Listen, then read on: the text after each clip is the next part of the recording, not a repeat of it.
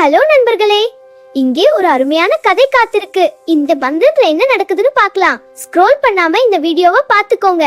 ரெடியா? கதை ஆரம்பிக்கலாம். சின்ன காகமும் மாய விதையும். ஒரு சிறிய கிராமத்தில் ஒரு சின்ன காகம் இருந்தது. அதன் பெயர் குட்டி.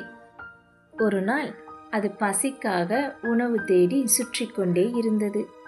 அப்போது தரையில் ஒரு பொன்னிற விதை கிடைத்தது.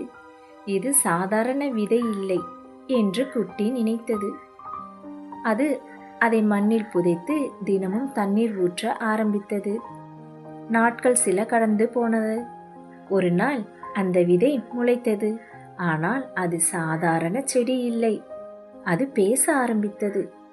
நீ என்னை நன்றாக கவனித்தாய், அதற்காக நான் உனக்கு ஒரு உதவி செய்வேன் என்றது அந்த செடி.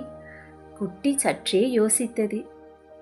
எனக்கு மட்டும் இல்லை, என் நண்பர்களுக்கும் தினமும் உணவு கிடைக்க வேண்டும் என்றது. அந்த செடி சிரித்தது.